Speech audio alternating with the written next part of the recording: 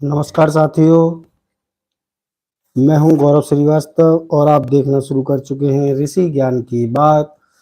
आज का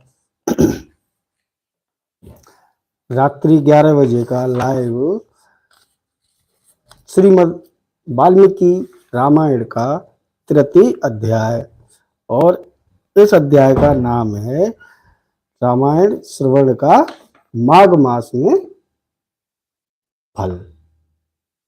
यानी कहने का मतलब ये है कि रामायण सुनने से, माघ मास में रामायण सुनने से क्या फल प्राप्त होता है। अच्छा, वाल्मीकि जी ने इस अध्याय का नाम रखा है माघ मास में रामायण श्रवण का फल।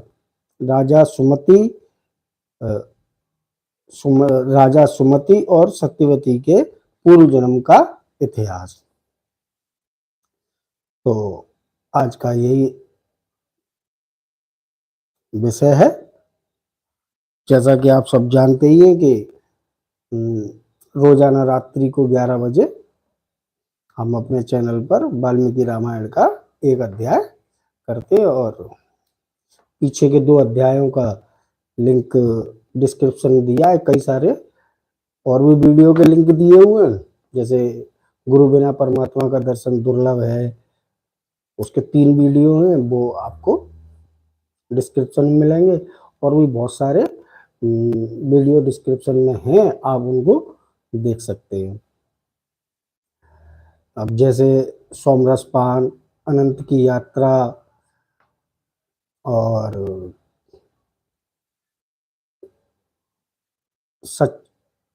चरित्रबली, सच्चा बल, इस तरीके के कई सारे वीडियो डिस्क्रिप्शन में लिंक मिलेंगे आपको। आप उनको एक बार अवश्य देखिए, आपको बहुत अच्छा लगेगा। चलिए आज का विषय शुरू करते हैं। सनत कुमार ने ब्रह्म ऋषि नारद जी सनत कुमार ने कहा, ब्रह्म ऋषि नारद जी, आपने यह अद्भुत कथा सुनाई है, अब रामायण के महात्म का पुनः विस्तार पूर्वक वर्णन कीजिए।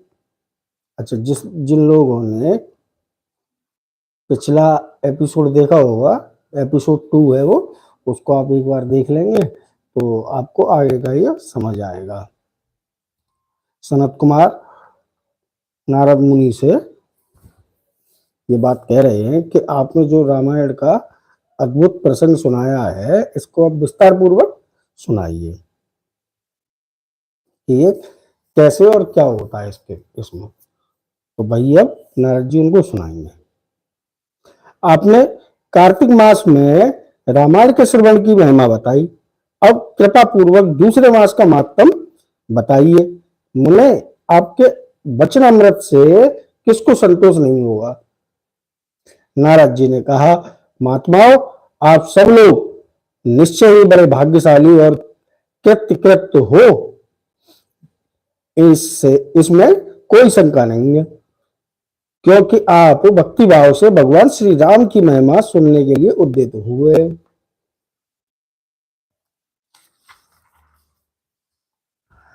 ब्रह्मवादी मुनियों ने भगवान श्री राम के महात्म का श्रवण पुण्य आत्मा पुरुषों के लिए परम दुर्लभ बताया है। मैं ऋषियों, आप लोग एक विचित्र पुरातन इतिहास सुनिए, जो समस्त पापों का निवारण और संपूर्ण रोगों का विनाश करने वाला है। पूर्व काल की बात है, द्वापर में सुमति नाम से प्रसिद्ध एक राजा हुए हैं। उनका जन्म चंद्रवंश में हुआ था। वे श्री संपन्न और 7 द्वीपों के एकमात्र सम्राट थे। कौन थे? सुमति नाम के एक राजा थे, जो समस्त पृथ्वी के राजा हुए। उनका मन सदा धर्म में ही लगा रहता था। वे सत्यवादी और सब प्रकार की संपत्तियों से सुशोभित थे। सदा श्री राम कथा के सेवन और श्री राम की ही समाराधना में संलग्न रहते थे। श्री राम की पूजा अर्चना में लगे रहने वाले भक्तों की वे सदा सेवा करते थे। उनमें अहंकार का नाम भी नहीं था। वे पूज्य पुरुषों के पूजन में तत्पर रहने वाले समदर्शी तथा सद्गुण संपन्न थे। राजा सुमति समस्त प्राणियों के हितैषी, शांत, कृतज्ञ और यशस्वी थे।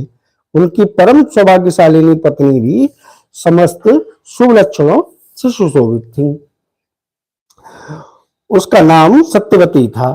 वह पतिव्रता थी। पति में ही उसके प्राण बसते थे। वे दोनों पति पत्नी सदा रामायण के ही पढ़ने और सुनने में संलग्न रहते थे। सदा अन्न का दान करते और प्रतिदिन जल दान में प्रवृत्त रहते थे। उन्होंने असंख्य पोखरों, बगीचों और बावड़ियों का निर्माण कराया था। महाभाग राजा सुमति भी सदा रामायण के ही अनुशीलन में लगे रहते थे। वे भक्ति भाव से भावित हो रामायण को ही बाँचते अथवा सुनते थे। इस प्रकार वे धर्मज्ञ नरेश सदा श्री राम की आराधना में ही तत्पर रहते थे। उनकी प्यारी पत्नी सत्यवती भी ऐसी ही थी। देवता भी उन दोनों दंपति की सदा भूरी भूरी प्रशंसा करते थे।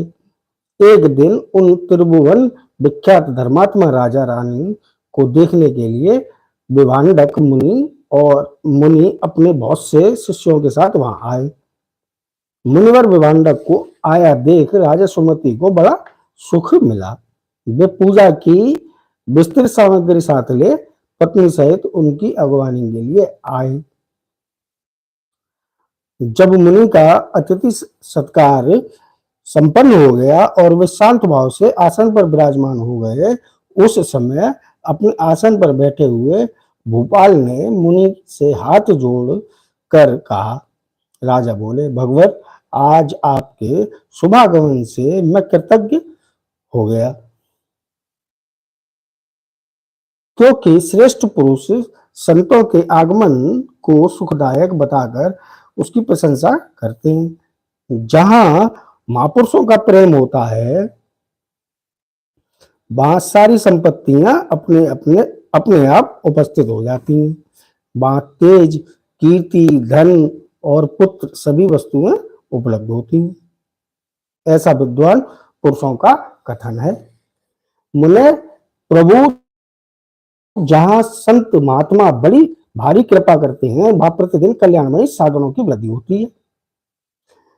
ब्राह्मण जो अपने मस्तक पर ब्राह्मणों का चरणोदक धारण करता है, वह पुण्य आत्मा पुरुष ने सब तीर्थों में स्नान कर लिया, इसमें संशय नहीं है।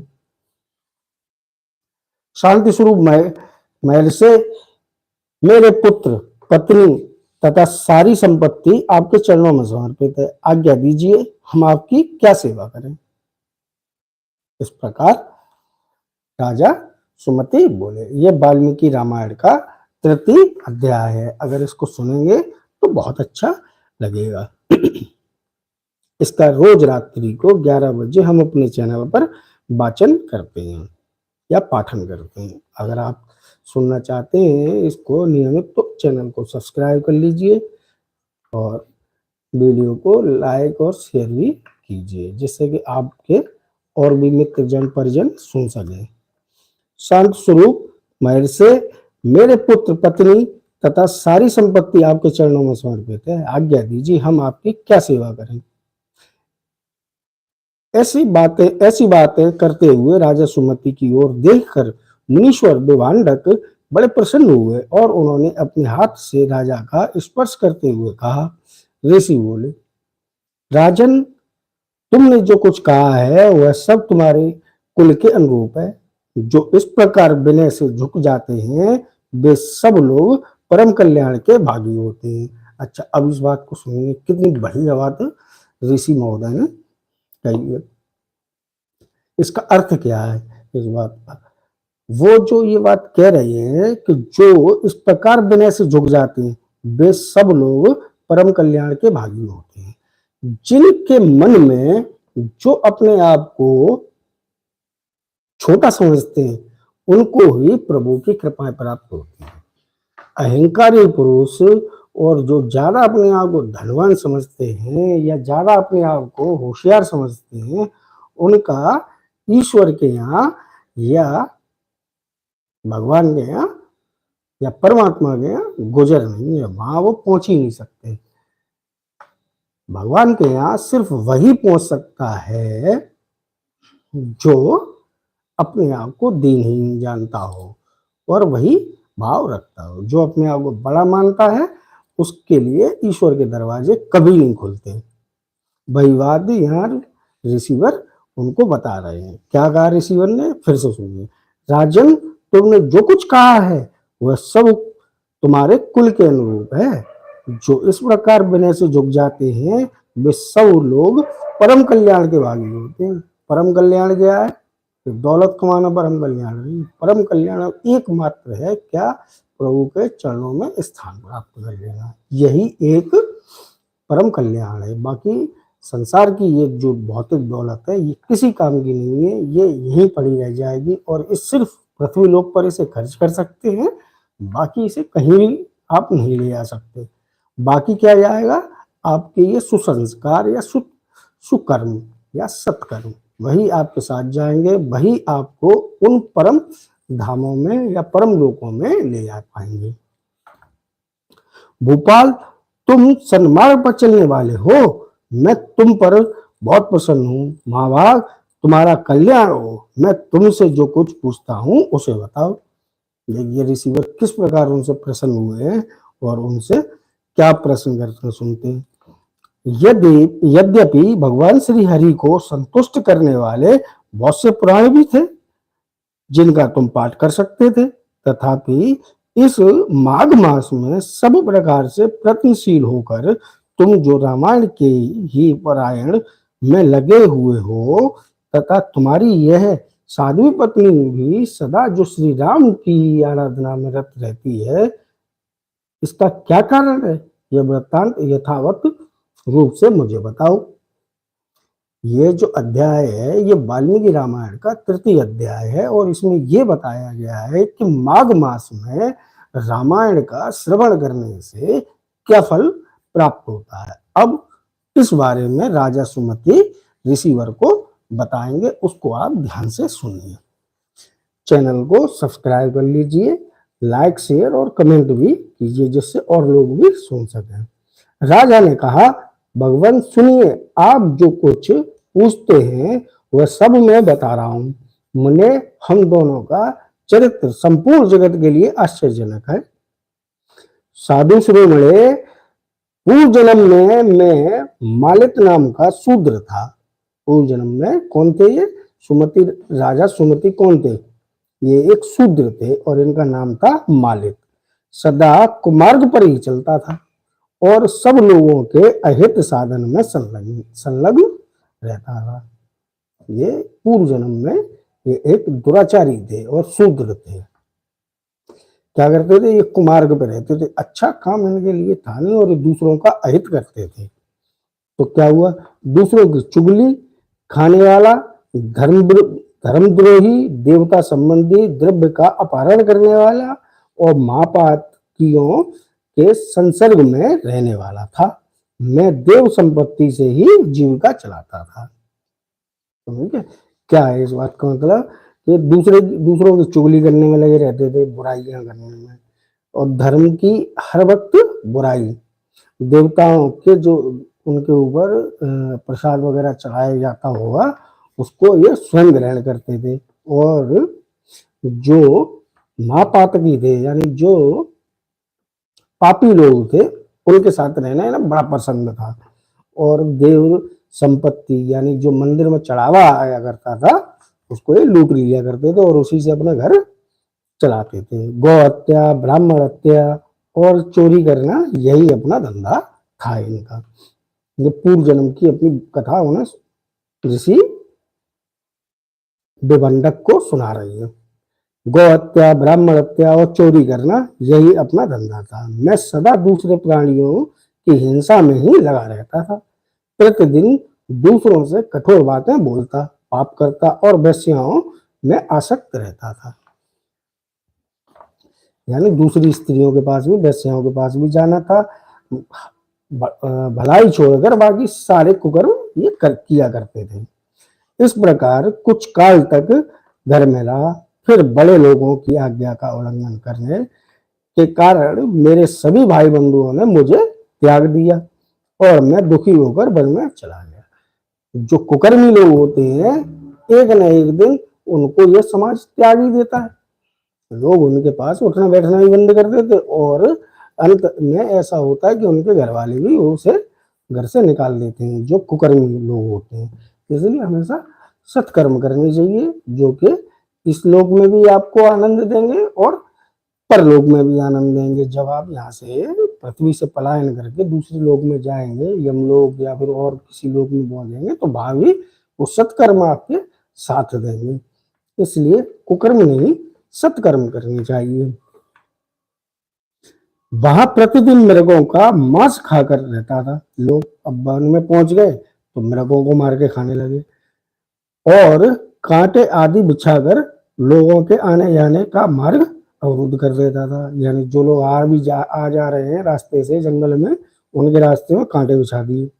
इस तरह अकेला बहुत दुख भोगता हुआ मैं उस निर्जन वन में रहने लगा। एक दिन की बात है, मैं भूखा प्यासा थका मांदा निद्रा में झूमता हुआ एक निर्जन वन में आया। वहां देव योग से वशिष्ठ जी के आश्रम पर मेरी दृष्टि पड़ी। नजर अरबी का शब्द है, हिंदी का शब्द दृष्टि है। मेरी दृष्टि वशिष्ठ जी के आश्रम पर पड़ी। उस आश्रम के निकट एक विशाल सरोवर था, जिसमें हंस, कारंडव और जलपक्षी छा रहे थे। मुनीश्वर वह सरोवर चारों ओर से वन्य पुष्प समूह द्वारा आच्छादित था। वहां जाकर मैंने पानी पिया और उसके तट पर बैठकर अपनी थकावट दूर की। फिर कुछ वृक्षों की जड़ें उखाड़कर उनके द्वारा अपनी भूख बुझाई। वशिष्ठ के उस आश्रम के पास ही मैं निवास करने लगा। टूटी फूटी स्फटिक शिलाओं को जोड़कर मैंने वहां दीवार खड़ी की। फिर पत्तों, तिनकों, काष्ठों द्वारा एक सुंदर घर बना लिया।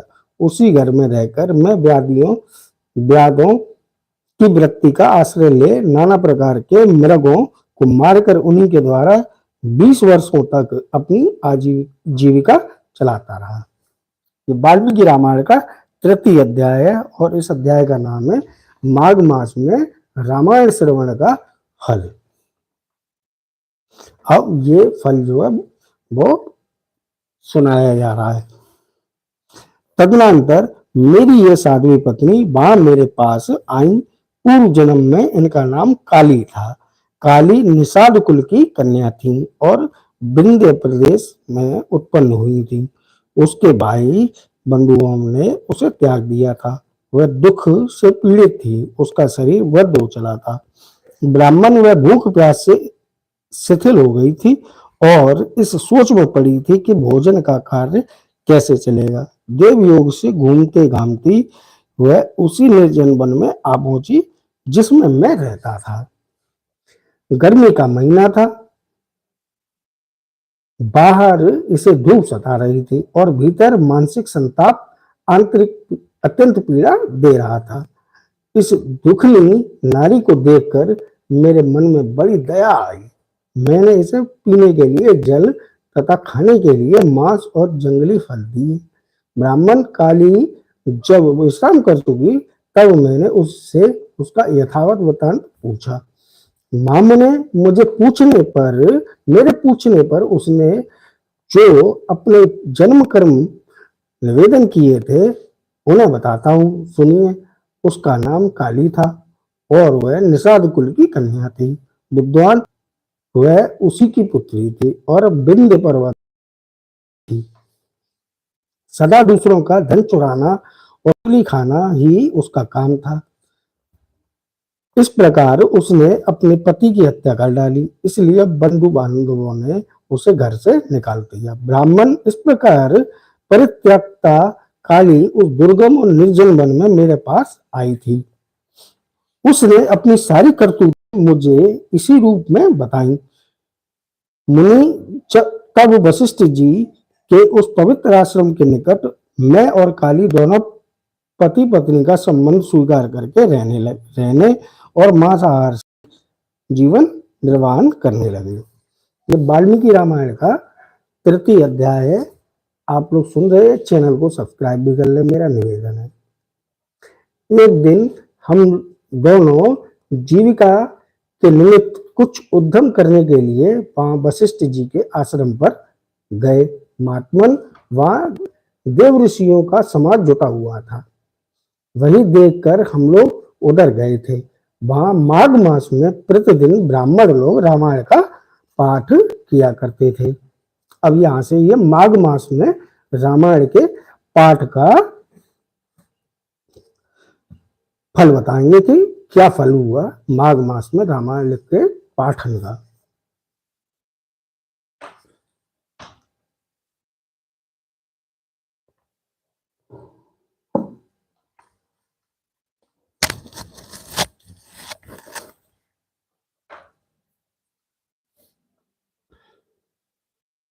उस समय हम लोग निराहार थे और पुरुषार्थ करने में समर्थ होकर भी भूख प्यास से कष्ट पा रहे थे। अतः बिना इच्छा के ही वशिष्ठ जी के आश्रम पर चले गए थे। फिर लगातार 9 दिनों तक भक्ति पूर्वक रामायण की कथा सुनने के लिए हम दोनों वहां जाते रहे। मुने उस समय हम दोनों की मृत्यु हो गई। हमारे उस कर्म से भगवान मधुसूदन का मन प्रसन्न हो गया। मधुसूदन कौन है? भगवान विष्णु जी।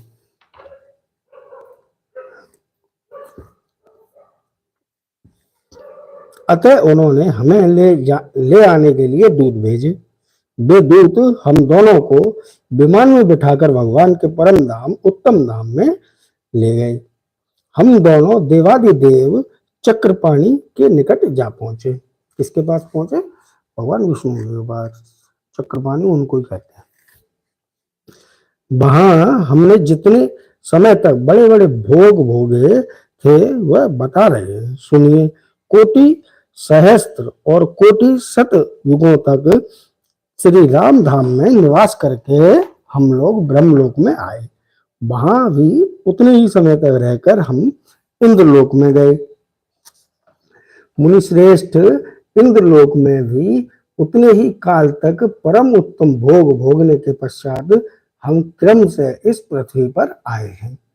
देखिए, माघ मास में सिर्फ 9 दिन रामायण का श्रवण किया है और उससे क्या प्राप्त हुआ इनको? श्री राम का धाम, ब्रह्मलोक और इंद्रलोक, 3 लोकों में उन्होंने अपना निवास रखा। यहां भी रामायण के प्रसाद से हमें अतुल संपत्ति प्राप्त हुई है।